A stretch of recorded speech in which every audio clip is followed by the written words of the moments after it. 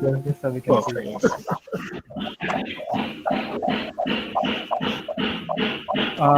We are getting some kind of background noise from, I think, Ranu ma'am's mic.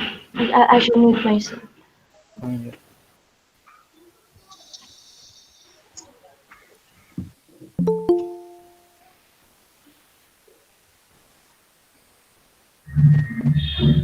Anik, I think it would be good if you would once check Professor Kher's audio, audio reception at our end.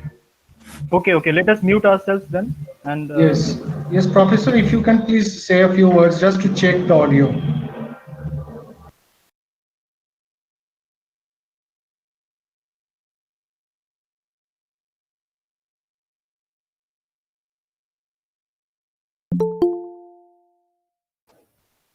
Hello, Professor. Can you unmute once? And we would just like to check your audio, please.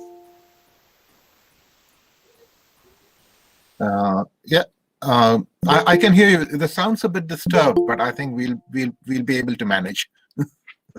Yes, sir. Yes, you sir. are clear. Yes, sir. yeah. Professor, can we record the talk with your permission?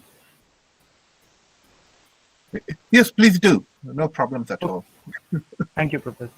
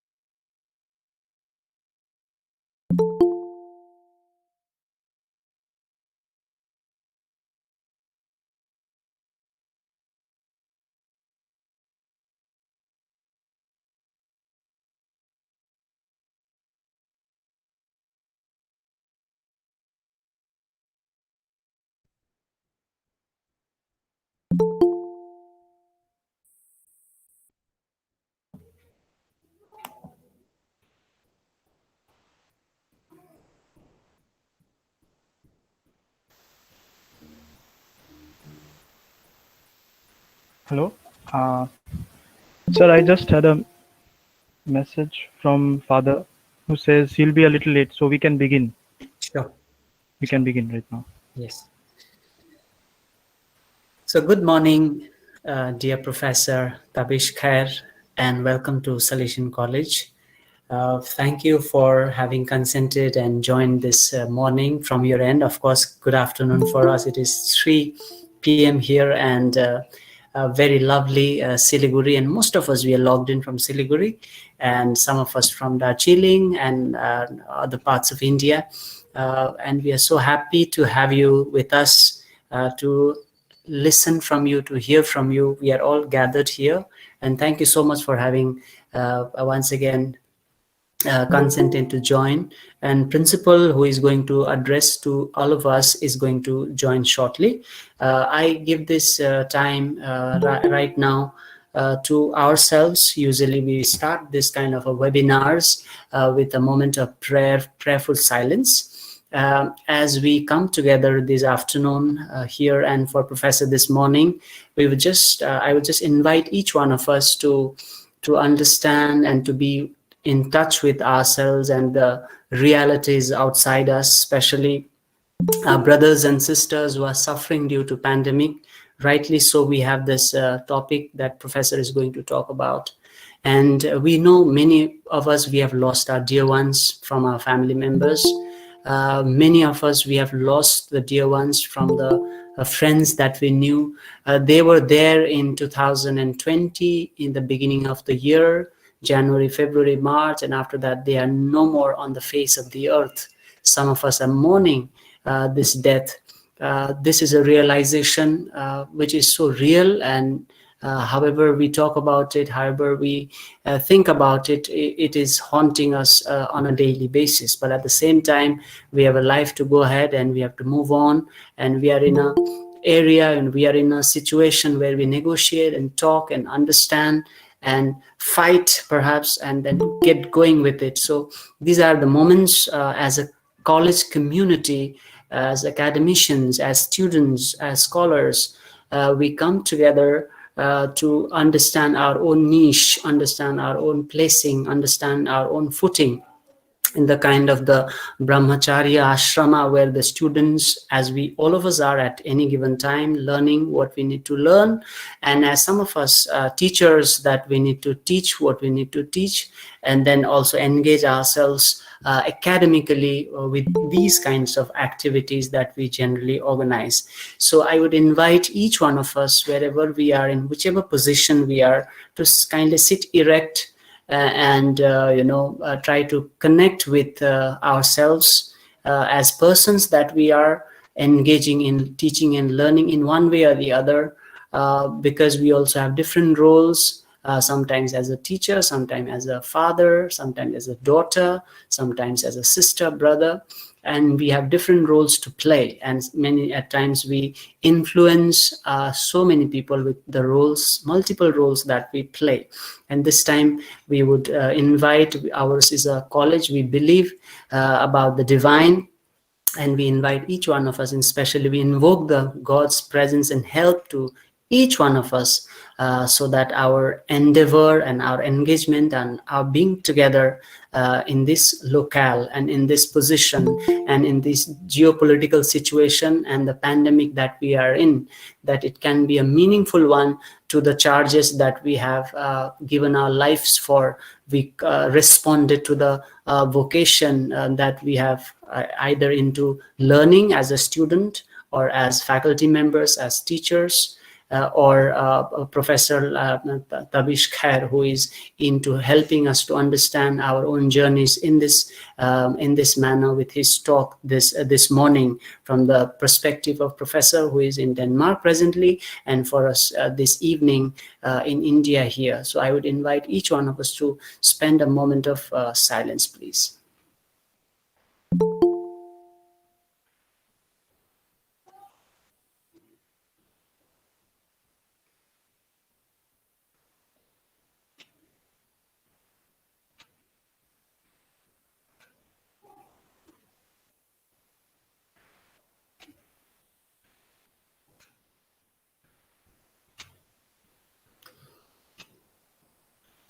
Thank you, everyone.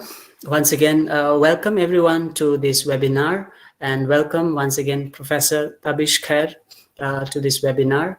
The proceedings of the day will be something like this. Now we give this time to our Father Principal, Father Professor George Tharathil, for his opening remarks. That will be followed by Miss Monica Rana, Assistant Professor from the Department of English. She would be introducing the speaker for today. After that, we'll go into Q&A. And in the meantime, the students and the listeners can already start jotting down your questions, and you may write them in the chat box, so that we'll take it up later on from there. And finally, we will have a closing remark and vote of thanks by Dr. Subrodip Dashgupta from the Department of English once again. So over to Father Principal for his opening remarks. Thank you, Peter. My apology for showing up late in these days of online commitments with multiple activities going on across the world. One fails to keep to the time. Right now, there is a think tank group meeting going on, for which some of our faculty too are involved across India, to respond to the challenges of the day. And here I am, glad to welcome you, sir, Tabish Kher. It's rare that we get an opportunity to interact, to see face to face with literary people of accomplishment. That too, persons who have begun in locations close to where we are here in the foothills of the Himalayas, and have, let's say, traveled far, and there you are now, having taken your Indian experience global. And returning in a way through this online mode to connect with young aspirants to the literary world in terms of students, young researchers, and those young faculty whom you can see in front of you right now, trying to integrate the responsibility of assisting youngsters in the world to the world of letters, and at the same time doing their own commitment to self-learning. So this moment of interaction, I think, is precious, because here thought worlds meet, and engagements of earnest self-giving, be it as a literary person writing and influencing, or youngsters preparing lectures and teaching. And teaching literature, therefore, creates in and through this attempt of Mr. Anik Sarkar to contact you as a young faculty to tell the students that you are reading texts, and those texts come from minds, and it is also possible to interact with minds who have produced literary texts of noteworthy recognition, as in your case. So thank you so much for sparing your time. And I'm sure this time and what you have got to say is going to mean much for all of your listeners this afternoon for us, and earlier in the day for you. Thank you. Thank you. Over to Ms. Monica Rana, please. Thank you, Peter, sir. It's a pleasure to introduce Professor Tabish. Professor Tabish Kher is Associate Professor in the Department of English, University of Aarhus, Denmark. He is the author of various books, including the poetry collections like Where Parallel Lines Meet, Penguin 2000, and Man of Grass, HarperCollins 2010. The studies like Babu Fictions, Alienation in Indian English Novels, Oxford University Press 2001, The Gothic, Post-Colonialism and Otherness, Palgrave 2010, The New Xenophobia, Oxford University Press 2016, and the novels like The Bus Stopped, Picador 2004, Filming by Picador 2007, The Thing About Thugs, HarperCollins 2010, and Houghton Mifflin 2016, etc. His honors and prizes include the All India Poetry Prize, awarded by the Poetry Society and the British Council, and Honorary Fellowship for Creative Writing of the Baptist University of Hong Kong. He has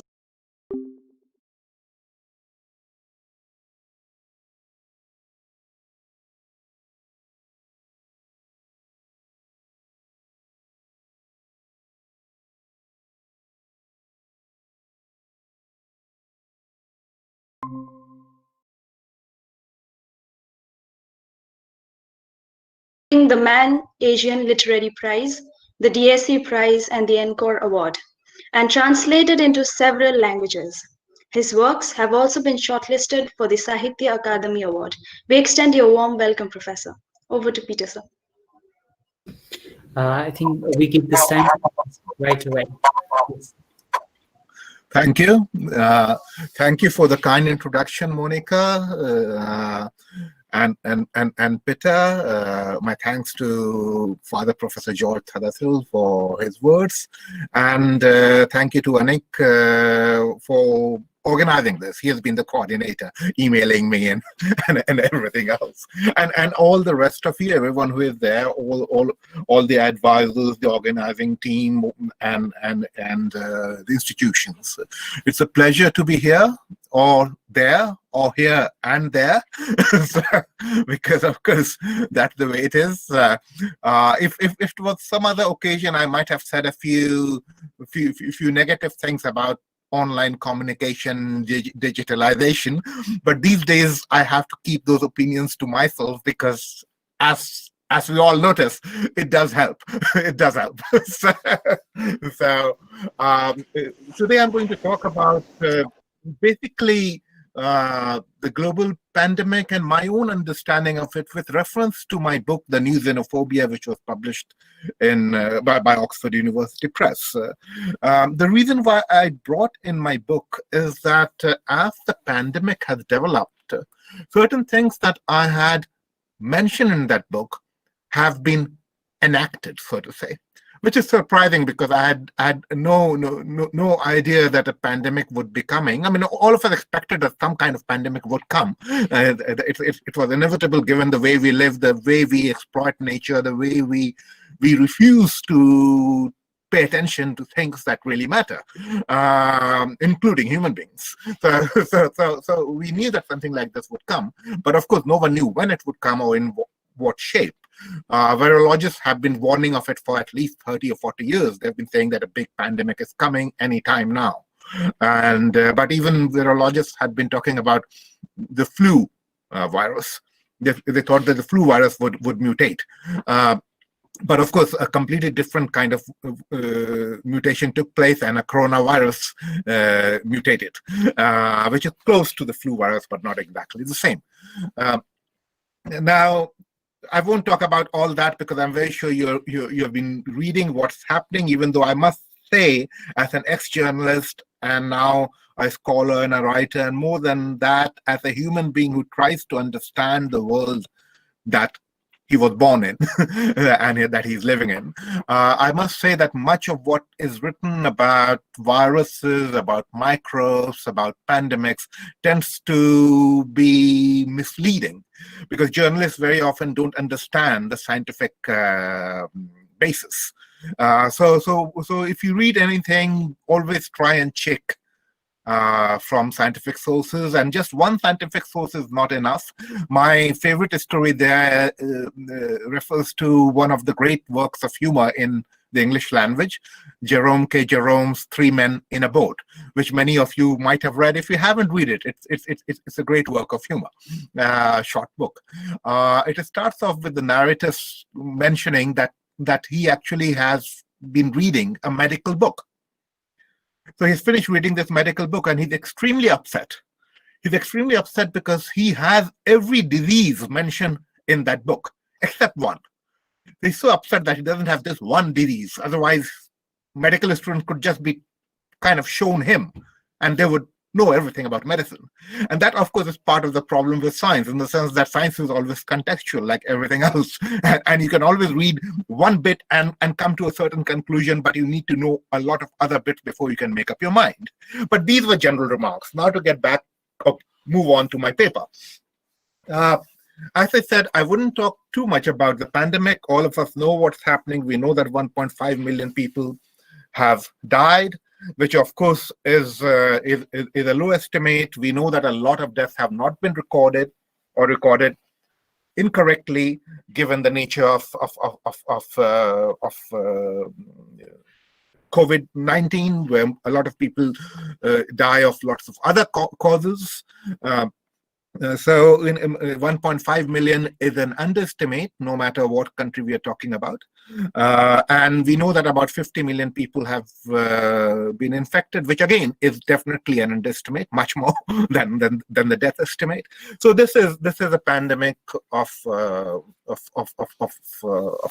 global and devastating nature. But more than that, we also know that this has affected the way ordinary people live. Now, all of you, because all of you, I assume, would have been in India throughout this this pandemic, you would remember the time when our workers walked for kilometers going back home. One of the big mass migrations that we have witnessed in modern history. And of course, while this was very dramatic in India, similar versions happened elsewhere. People were unemployed, people had to go home, people had to find ways to survive, jobs were lost. In America alone, people say that up to 40 million jobs have been lost. So that's a huge number of jobs being lost, work being stopped, trade coming to a halt, and all the rest. Along with that, if you read the news, you come across some very interesting economic information. For instance, and I'm quoting the World Economic Forum. Okay, I'm not quoting some Marxist critic or someone like that to begin with. So I'm quoting the World Economic Forum so that you those of you who are skeptical of leftist readings of economy would still believe the data. And this is a list of a study that looks at all major countries from 2009 to 2020, and then focuses on what's been happening in 2020 during the pandemic.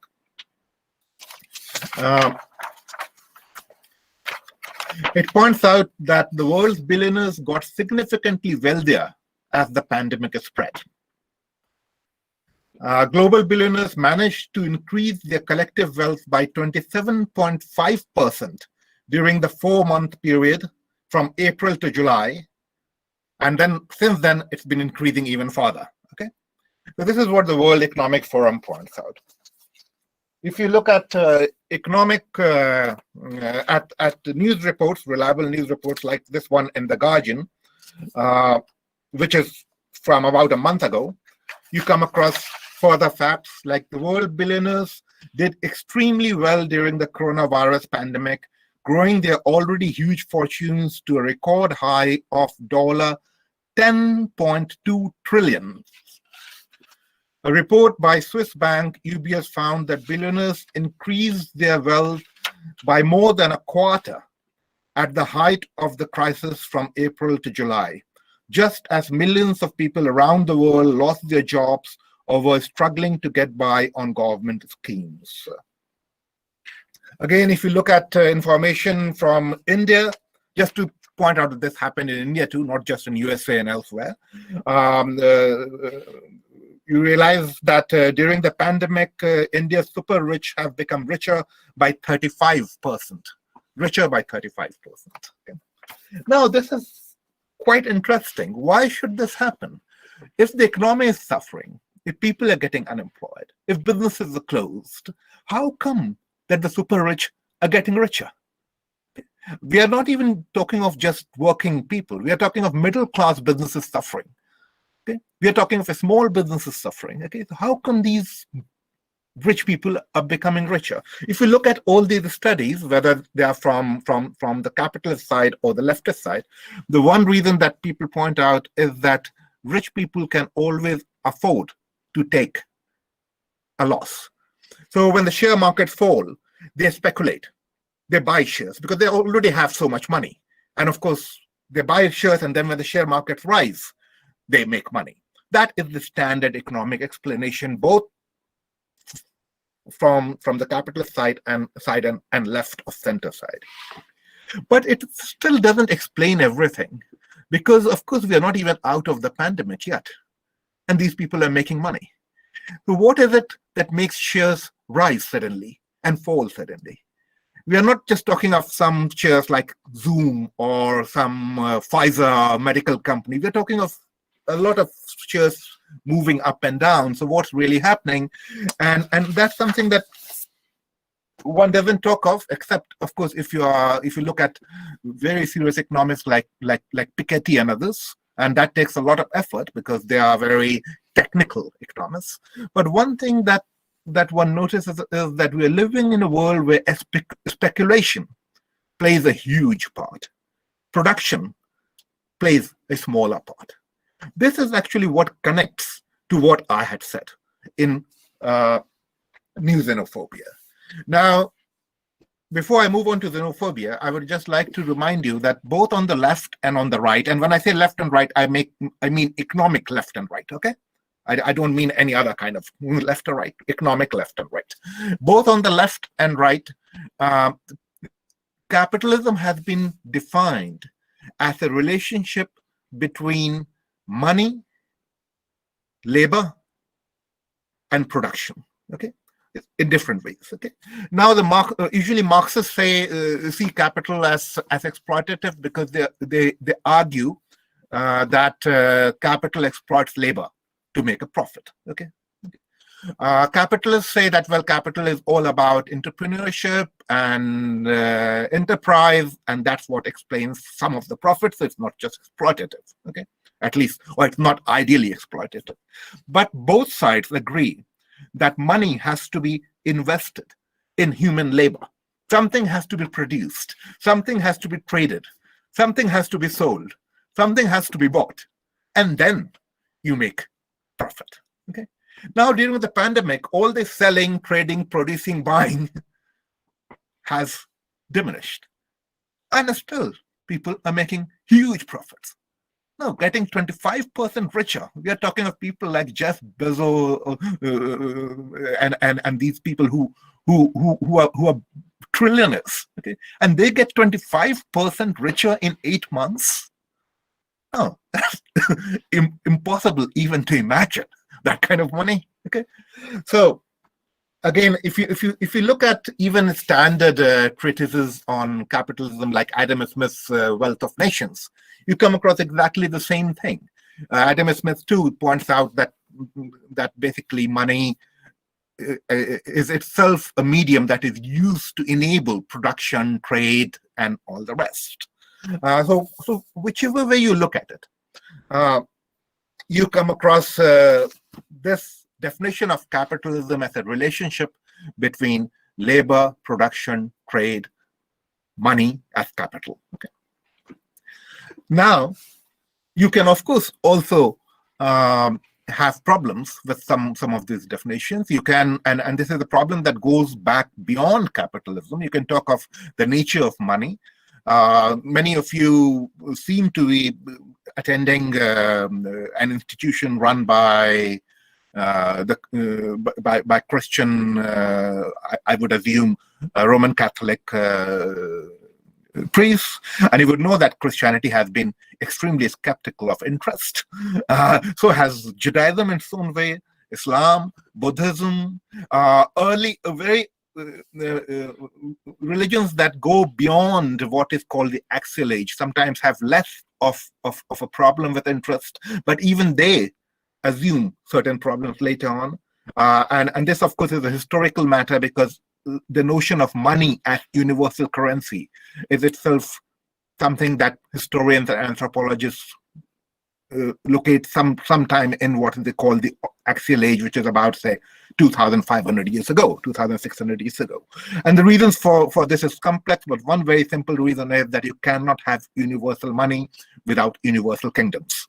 You need large kingdoms with a king before you can have money that is accepted everywhere over a large area. By universal, I don't mean global, but large. It's not just a bit of some cowrie shells or some gold that is being transferred. There's an authority, there's a state behind that coin. It is stamped and it might be made of gold, but in due course, the gold ends up being devalued and the money has its own value based on the kingdom, the king, the state that stands behind it. Now, this has been the case with money by and large.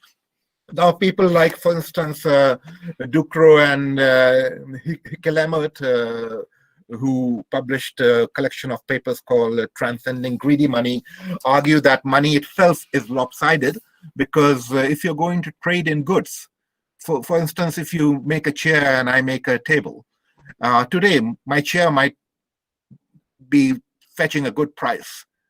Tomorrow your table will be fetching a good price, or someone's boots will be fetching a good price. So if you just stick your investment to goods, you will always be uncertain.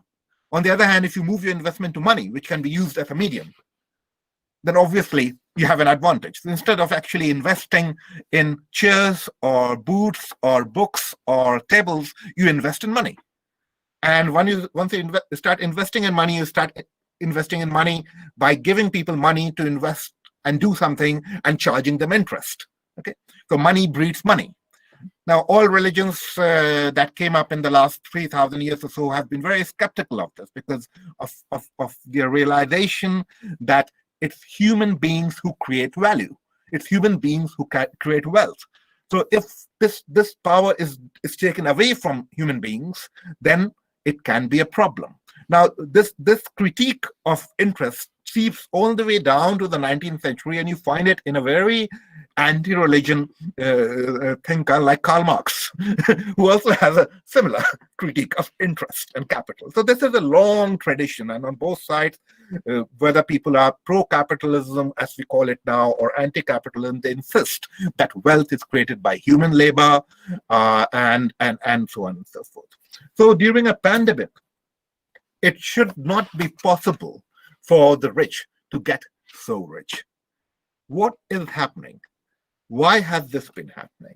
Now, when I wrote this book, the New Xenophobia, I was talking about similar things, and I was trying to think of how people come to hate each other. Now, one of the most common examples, one of the most common answers that is given is that that's the way we are. Human beings just dislike each other. This, of course, is a totally misleading answer, because human beings also like each other. Strangers are hated, but strangers are also welcomed. Okay. And so on and so forth. You'll come across some very faulty explanations of xenophobia today, sometimes circulated by journalists who do not look into matters. For instance, one explanation that a scholar once gave me referred to a study carried out about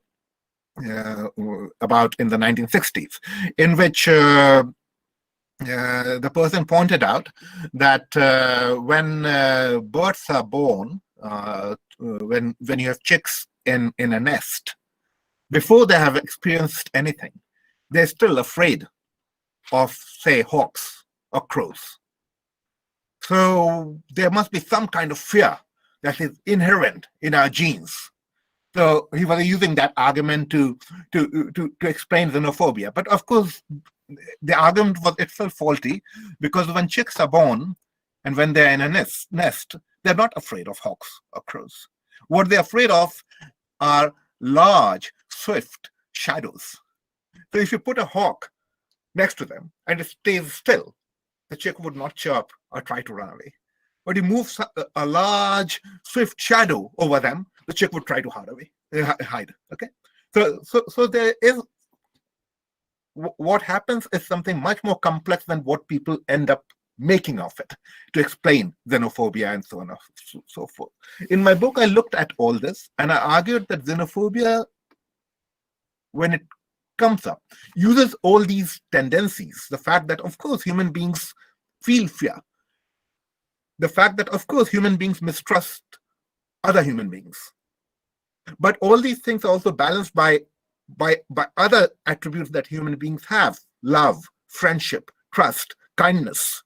Okay, these are also human attributes. Okay, the good attributes, the bad attributes, all of them are human attributes. So when people actually get xenophobic, and I argued this and I showed this with some examples, what actually happens is that they are made to feel that some of their interests are served or are protected if they indulge in a certain kind of xenophobia. And I argued that until recently, this kind of xenophobia in the last 200, 300 years was accessed through what I would say, I use more technical words in the book, but what I would say, what I would call physical aspects. Okay? That was so because wealth itself was deeply rooted in physical activity. Early on, before capitalism, it was purely physical. Slavery, of course, is itself an illustration of that. When you don't have money, or you don't have money as a dominant culture, one of the best ways to make wealth is to control someone else's body. On the other hand, once you have money, then you can pay someone a salary, and that becomes something else. Okay, I discuss all that in my book, but to keep it simple, wealth itself needed some kind of physical production. All through capitalism, and Adam Smith and Karl Marx and all of them also say the same thing. That's why I argue that until recently, xenophobia had a strongly physical characteristic. One example I use is what was done by the Nazis to Jews. Jews were strongly identified. They were described in a certain way, hawkish nose and so on and so forth, which of course they did not have, okay? European Jews look like other Europeans, okay? But they were still made to seem as if they look different, okay? And then they were even tagged with a star. Their houses were marked. The Star of David, which was they were supposed to wear. If you were a Jew, you had to have a Star of David, so you could be marked out as Jewish. So all these physical versions of physical tagging were important because capital itself, wealth itself, was located in physical production. People working, people controlling other people working, people taking what other people have produced and turning it into something else, or people even turning other people into something else, which is what happened with Jews in concentration camps, where they were killed, and in some cases their body parts were used to produce purses and gloves and things like that. Okay. Now, what is it that changed? I argued that sometime in the 1990s, the very structure of capitalism changed. By change, I don't mean that it became something totally different. One of the things about human beings is that we tend to retain things from the past. If you think of cultures, customs, traditions, there's so many things we do which we have inherited from the past. Even our bodies seem to retain things from the past for a very long time. Think of our appendix. Okay, totally useless part of our body, but we still have it. It takes very long for things to disappear. Yeah, our tails have disappeared, but a lot of other things are still there. And if you look at human beings genetically, 20 years back, all of you were probably very young then. I mean, most of you, all the students there at least. But I remember there was a lot of discussion of our genetic makeup and DNAs and all the rest. Then, of course, we managed to map all of that. And there was a big surprise there. For a long time, people, except, of course, good scientists, they knew what they were going to get into.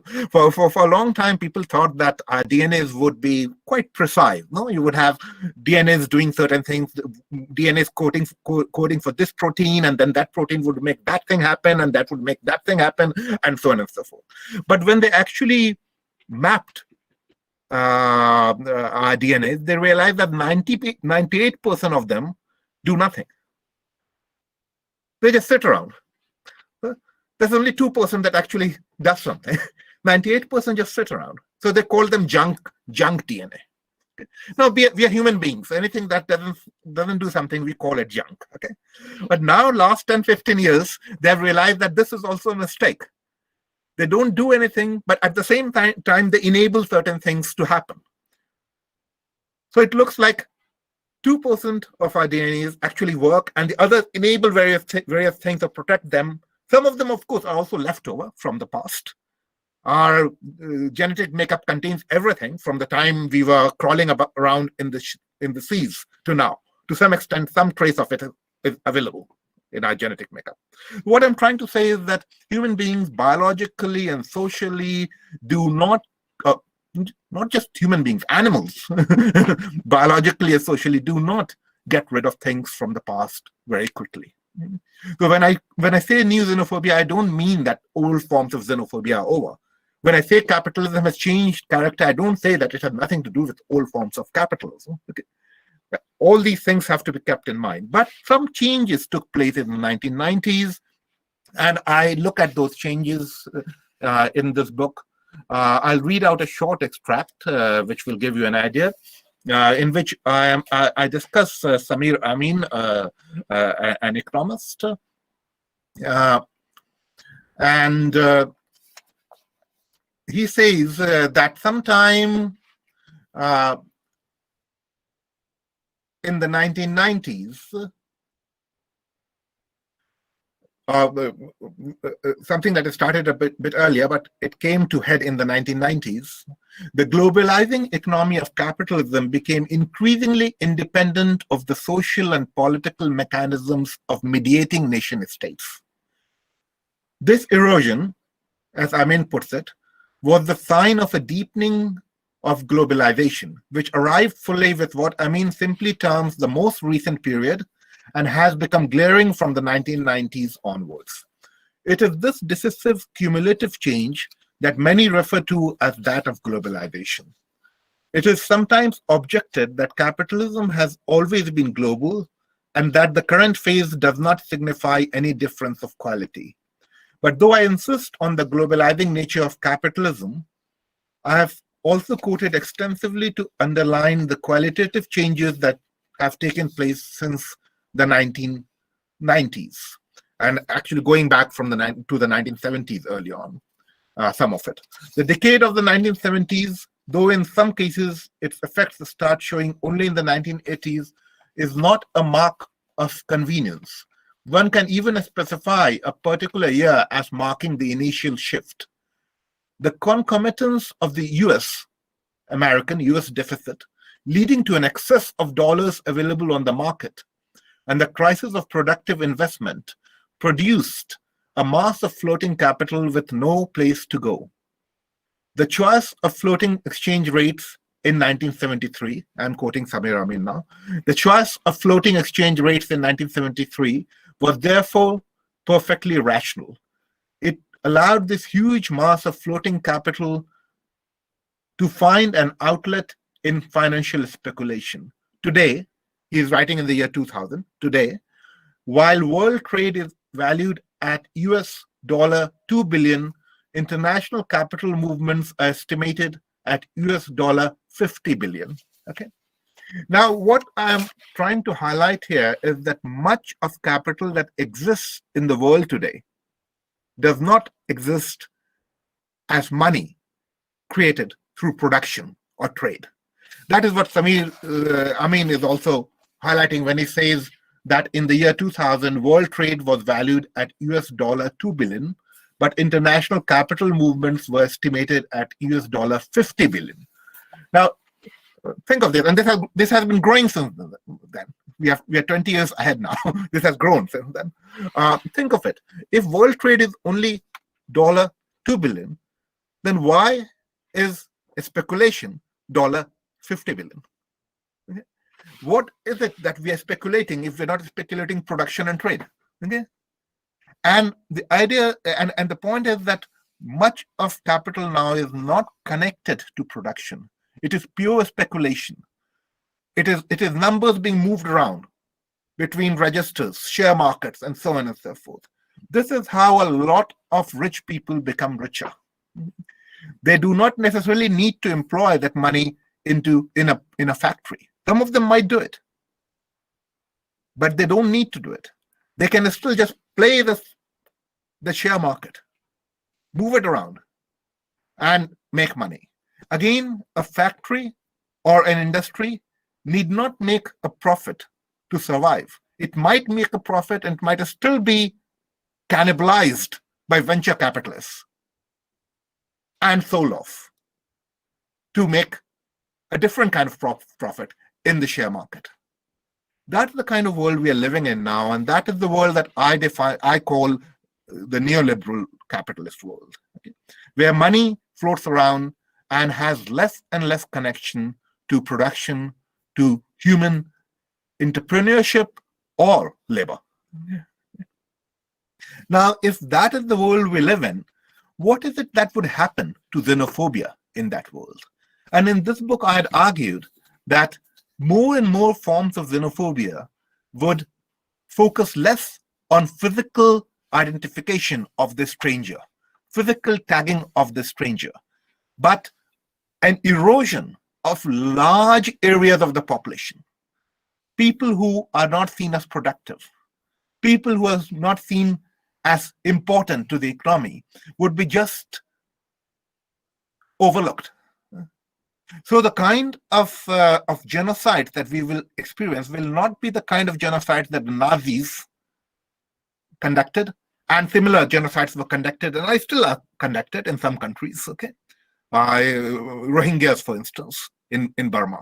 No, it was a kind of tagging of the stranger and pushing the stranger out, eliminating the stranger. Okay, those things will continue because obviously, as I said, the economic system does not change totally. Okay, but again, to go back to the Nazis took this kind of xenophobia to its most extreme example. Okay, and they tagged, controlled, and finally physically eliminated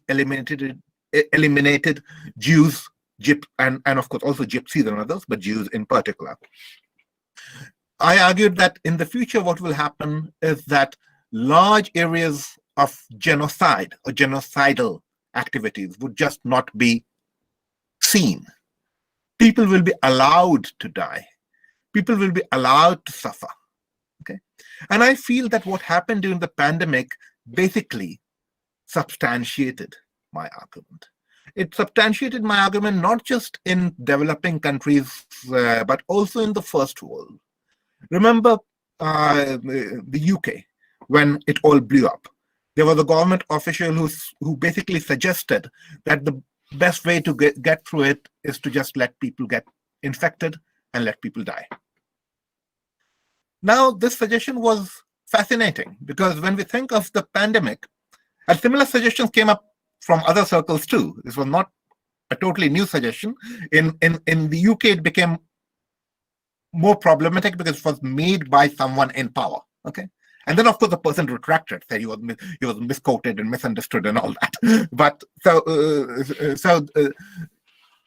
and the point was that we are being made to feel that the virus can kill anyone, which is true. From a biological perspective, a virus can kill anyone, okay?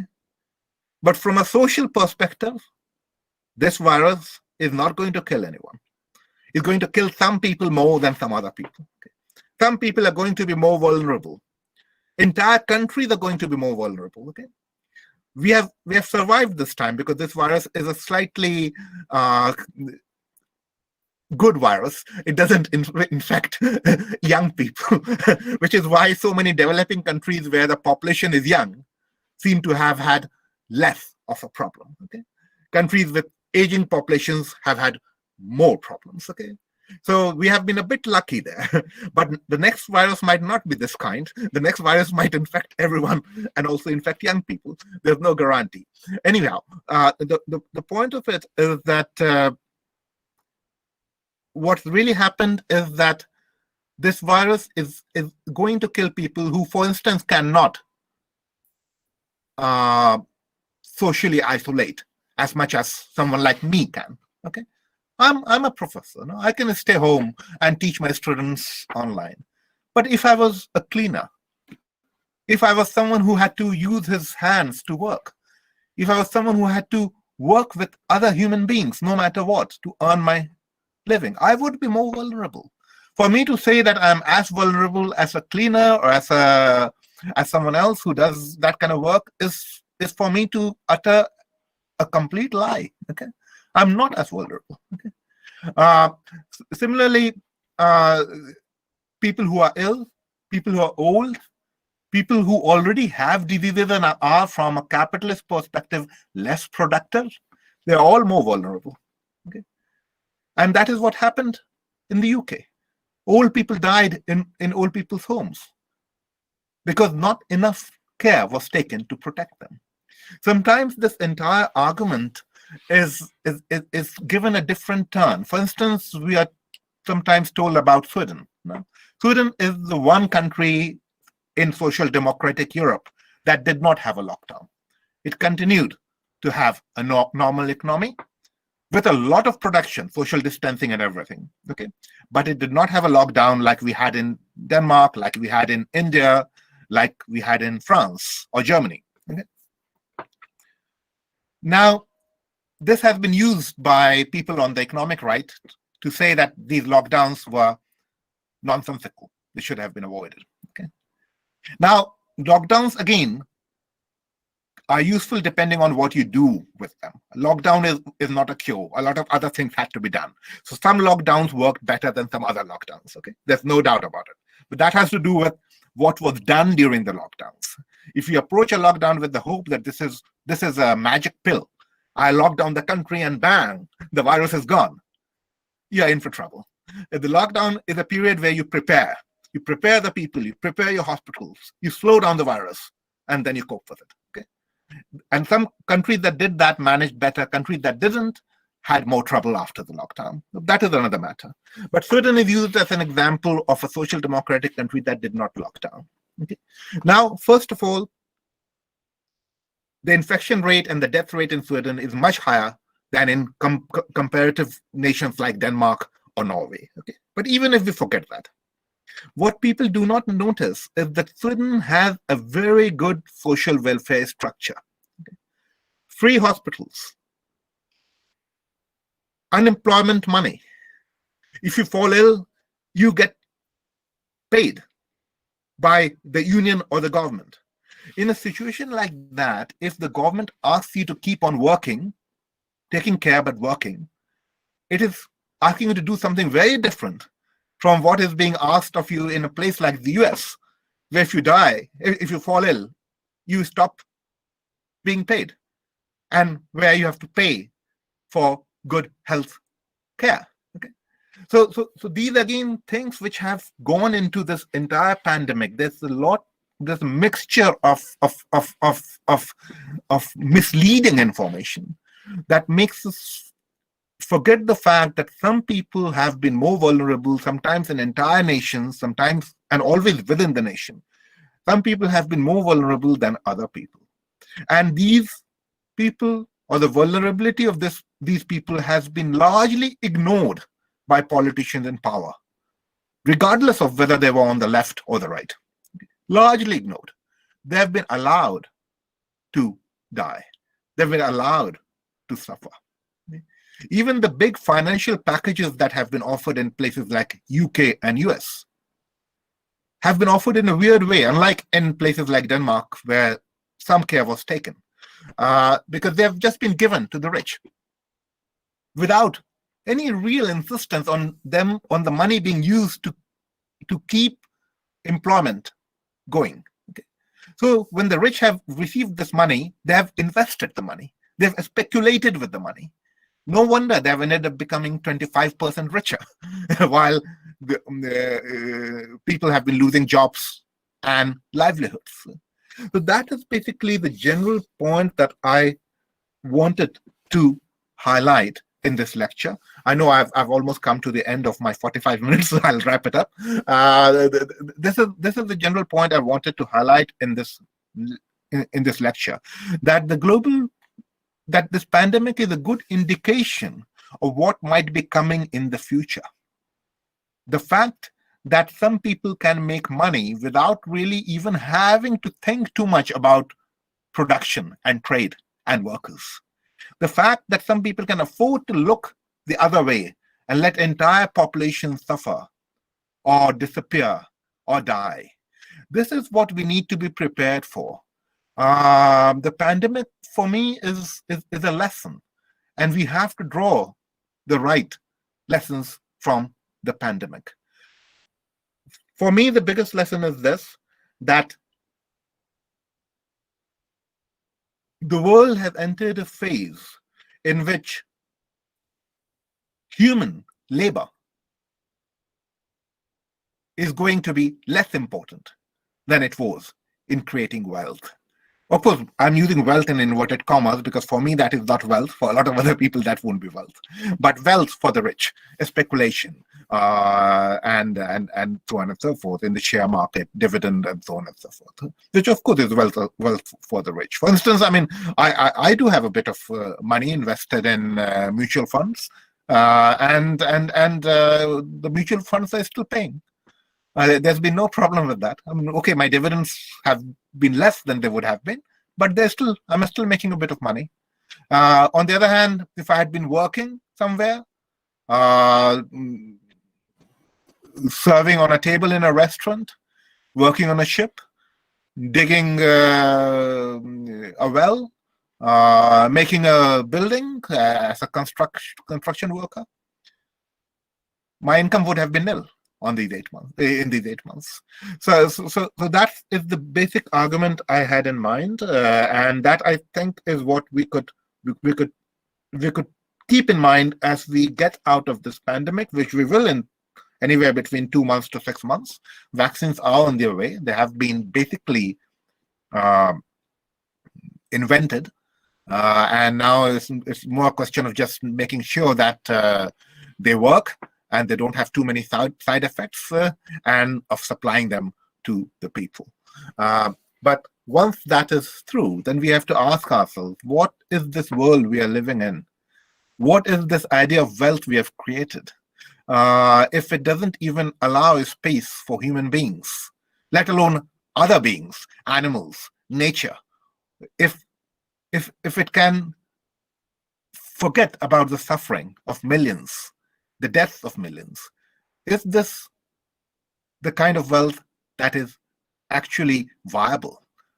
Or do we need to come up with some other institutions, some other devices that would enable us to get back to first human beings, and then, of course, what is just as important, the earth, nature, which, of course, is what sustains a human existence.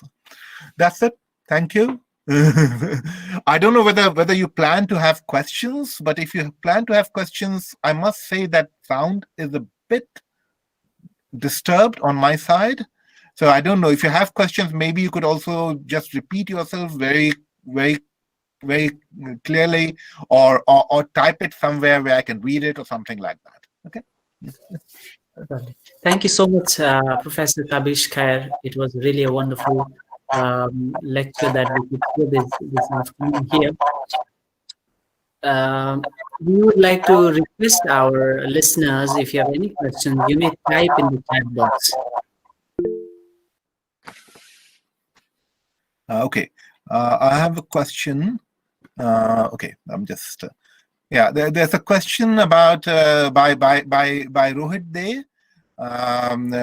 Keeping in mind the nature of money that I mentioned about neoliberal capitalism, does it entail that the total numerical money in one's hand doesn't have the total physical equivalent to it?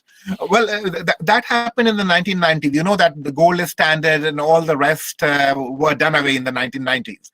So definitely the money you have, in numbers, and bear in mind that you don't even have numerical money in your hands anymore, in the sense that it's all numbers. Okay, much of money is just number. Okay. It's nothing else. It's sheer numbers. So, and very often even economists think of money as if it has some kind of mooring. But money doesn't have mooring. Money is based, and an element of that was there in money all the time. Money has always been based on trust. There's an element of trust involved in money. Once trust goes, a national currency crumbles, and in that sense, of course, money has always involved trust, and has always been more than what we have held in our hands. But now, actually, we don't hold money in our hands anymore. Most of it is sheer numbers, and I would say, from my perspective, it's sheer play of numbers. Thank you, Professor. Thank you so much. I have a question, Professor, here.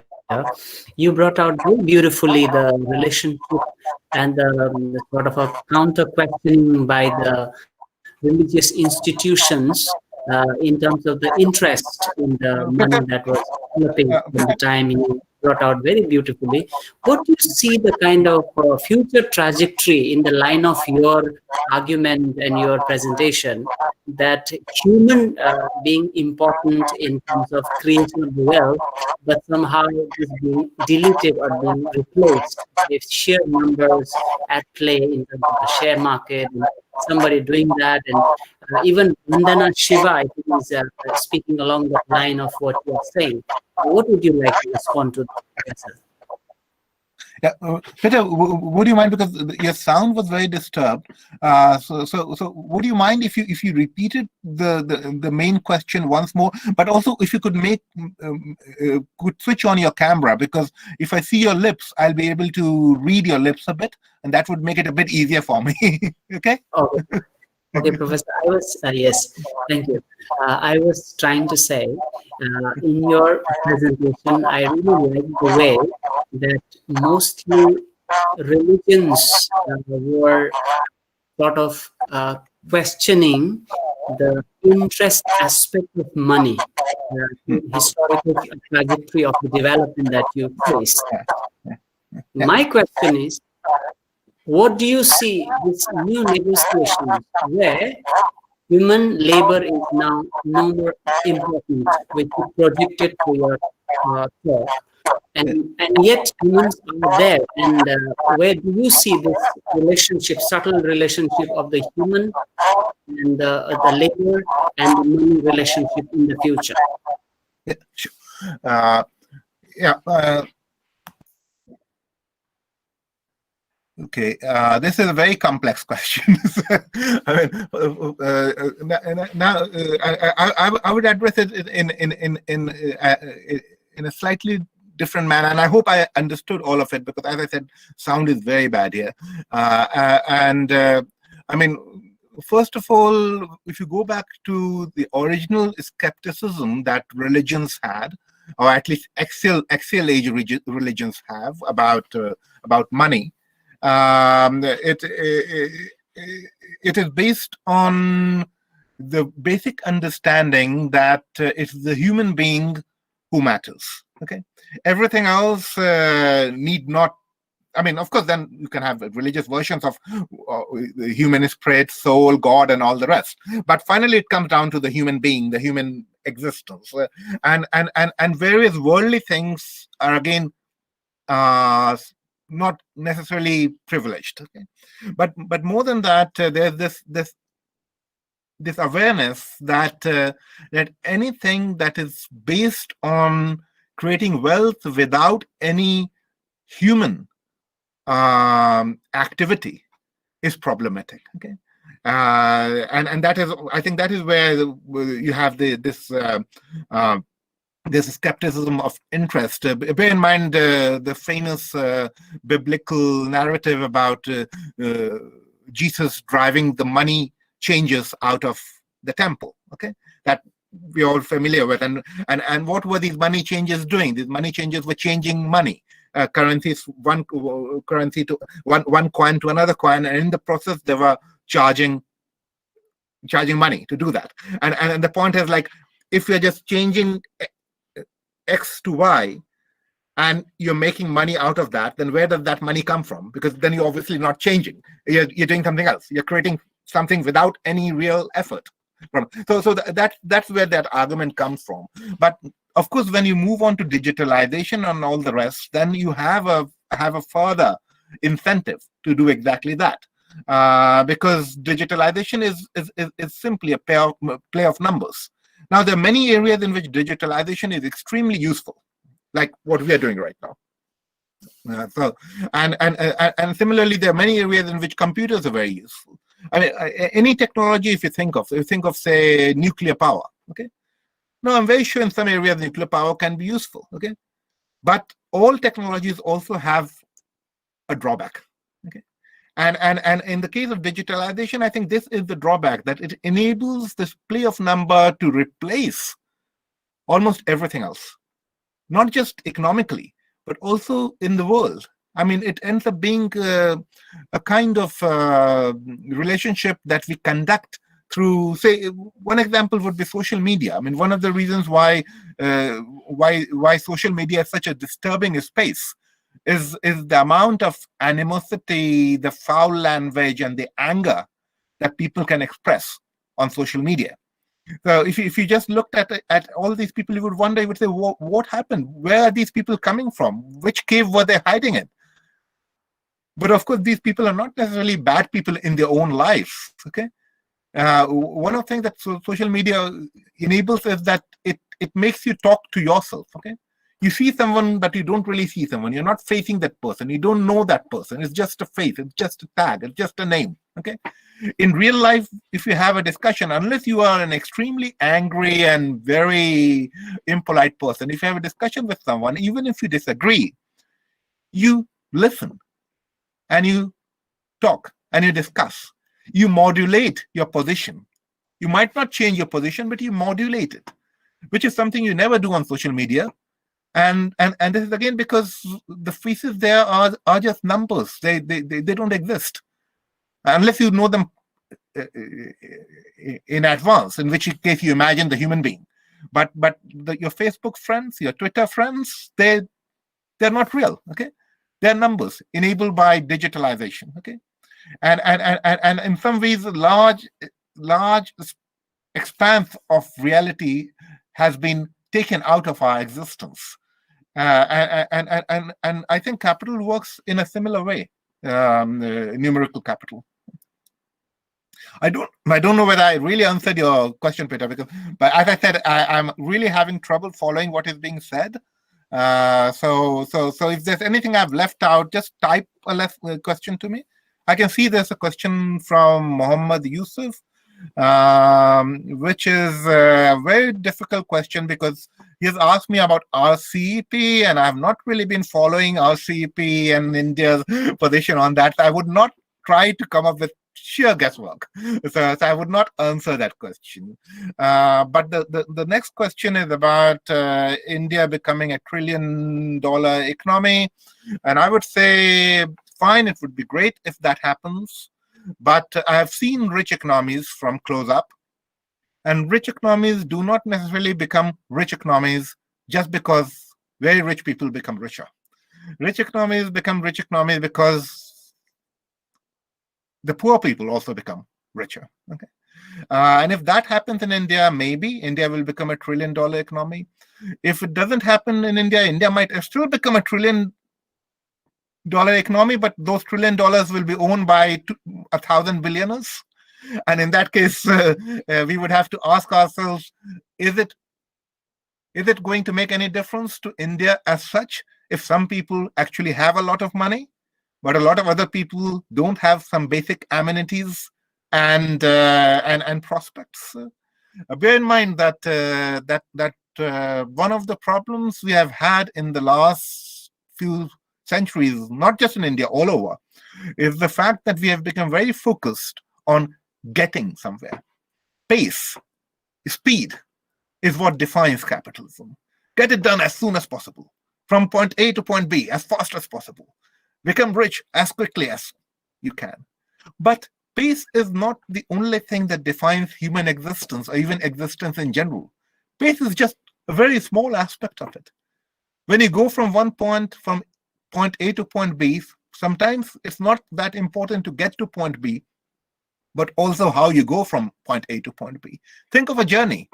If your journey was just, if you went from say Siliguri to Mumbai, and the point is just getting from Siliguri to Mumbai, then in some ways it's an impoverished journey. On the other hand, if the point is something else too, if you give yourself some time, you might actually see things and learn things which you wouldn't if you just moved from Siliguri to Mumbai, paying no attention to whatever is in between. Okay. And sometimes I think capitalism in general, because it's a numerical logic, because it's a logic that can be added up. No, 2 plus 2 is 4. 40 plus 40 is 80. Okay. There's an element of speed in that logic. Okay. But in real life, 2 plus 2 is 4 is not how we go about it. There's a lot of things between 2 and 2. Okay. And all these things in between are just as important.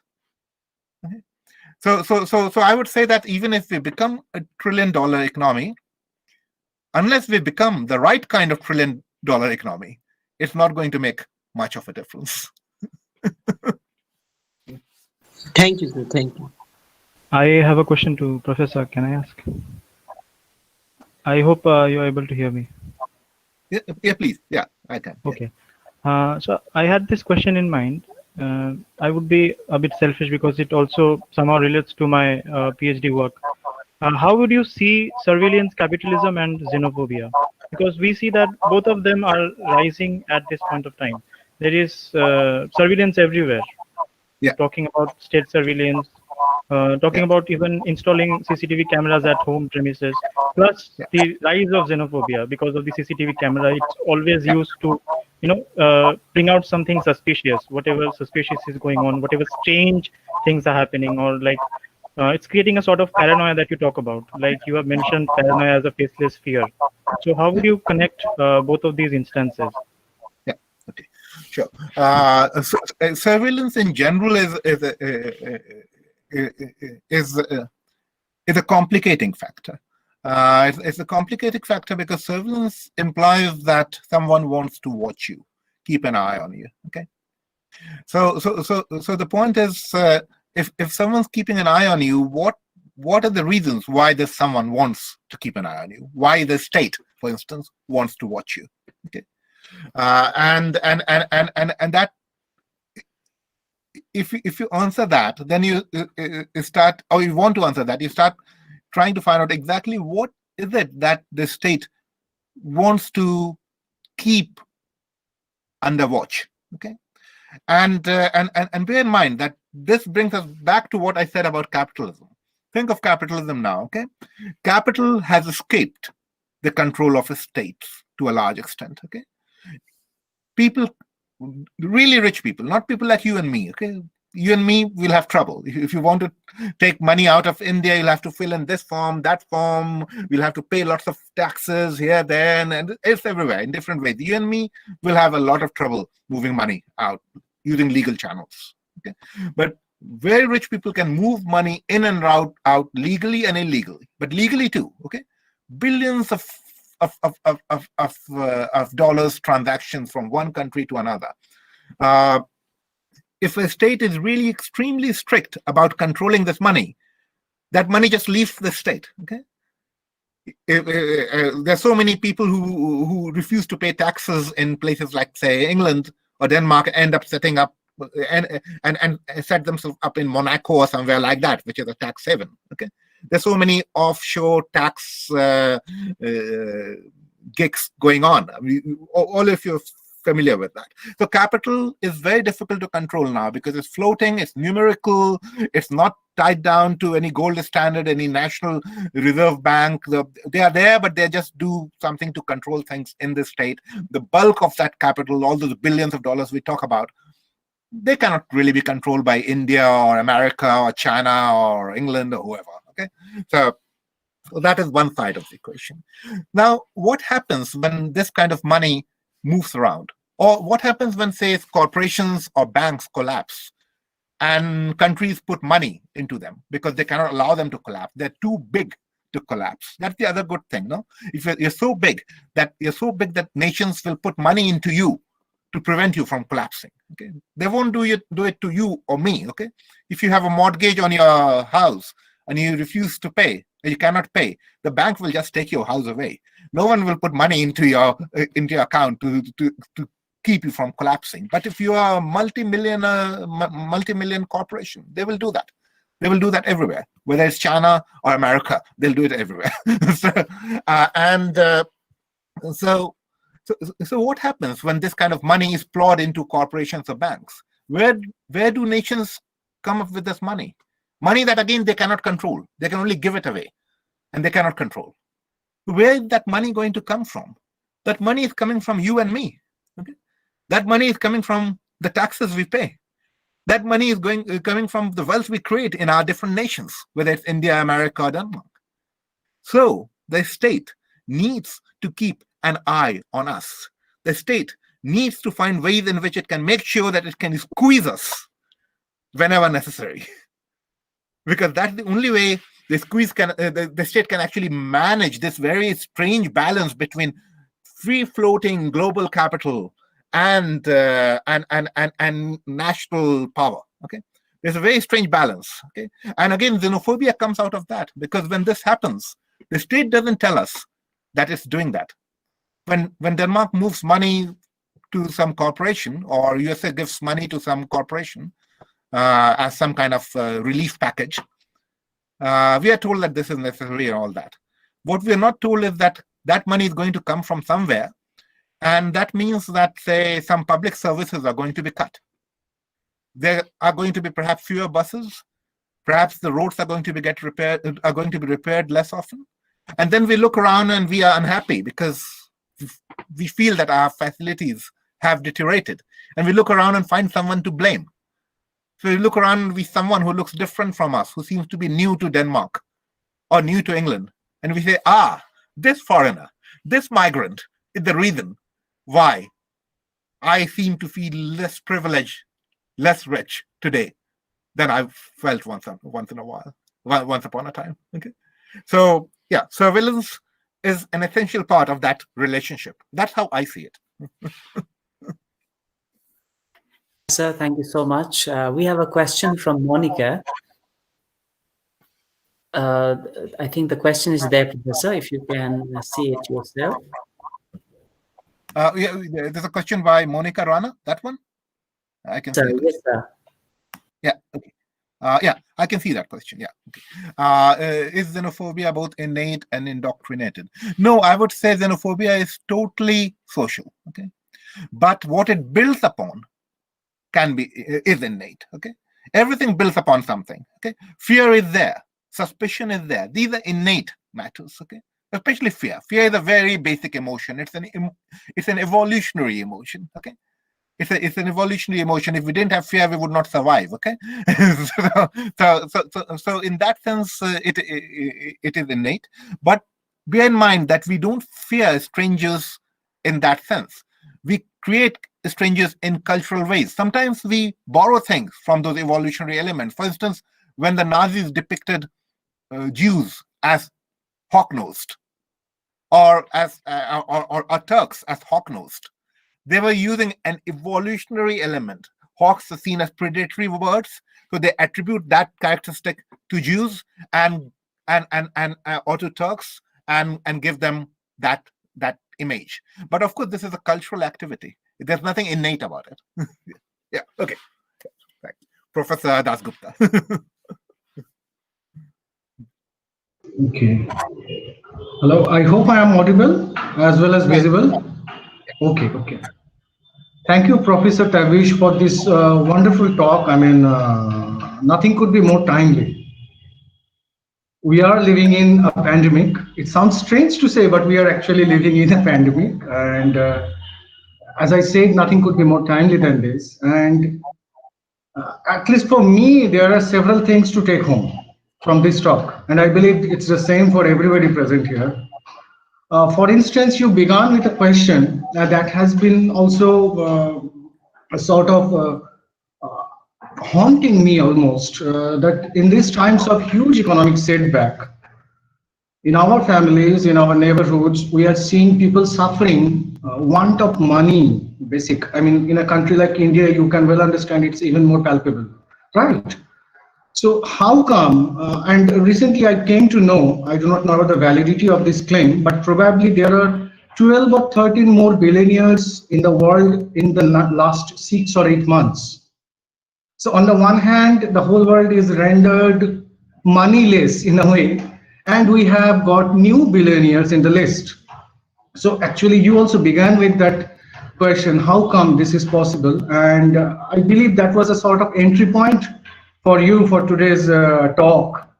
And then another thing which was very original to me and very singular for me to listen from you, this kind of comparative analysis that you offered between xenophobia in practice in the earlier times and xenophobia in practice in what you term as the neoliberal capitalist times. So that was something very enriching for me and many others also, I believe. So original, so singular for us. And also how this physical tagging of the stranger is no more that necessary in these times of, I mean, when xenophobia is being practiced in these times.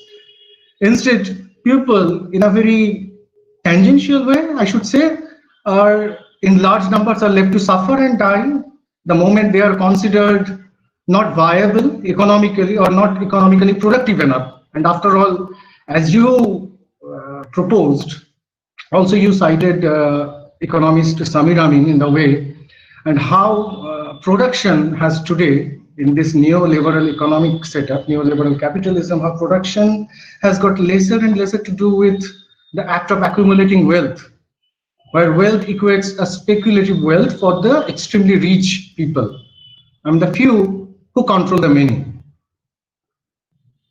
So, and yes, this idea of the wealth, this idea of speculative wealth, which is now governing us and in days to come probably will govern us even more, which can afford to forget the suffering, the death of millions, and leave alone, I mean, let alone other animals, the nature.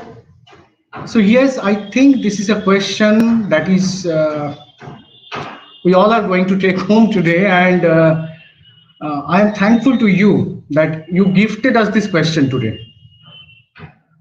Thank you, sir.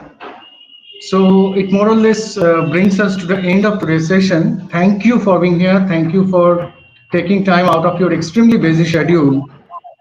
And I would also like to propose the vote of thanks formally. In the process, once again, I would like to thank you, sir, for being here. And I believe this is the beginning of a journey of our college with you, and hope that in the months to come, we will get to hear more from you.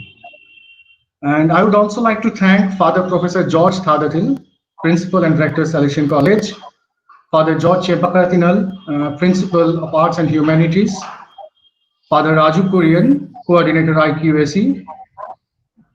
I would also like to thank all my colleagues in the department and other departments in the college.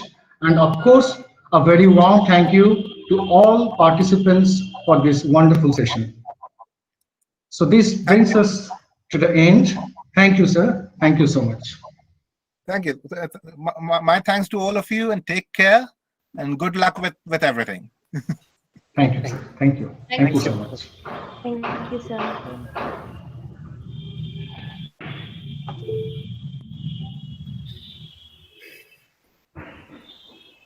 অনেক ধন্যবাদ Suradhi sir, thank you. Ranu ma'am, thank you. Monika ma'am, thank you. Yadika ma'am, thank you very much for Yeah, the yeah. organization. Yes, tech support. I forgot mentioning Yadika ma'am. Yes.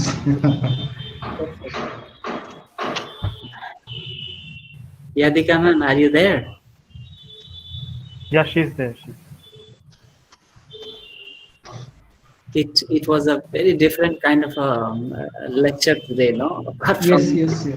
from the textual theory, it's a very difficult, and the way he As you wrote, sir, I mean, such a wonderful intersection of various disciplines in this Yes. span of 40 minutes. very happy. Literature, philosophy, sociology, economics, and he talked more like an economist. That's what I was thinking all the while. And my one moment, wow, this is amazing. Yes, actually, his book, The New Xenophobia, I was reading about it. Yes, sir. It is more a work of economics. I mean, and you have already procured it. That's wonderful. Yeah, actually, when we He were got having a a conversation, he was saying on what should I talk. So I said, I have read this book. He said, okay, I'll talk on this.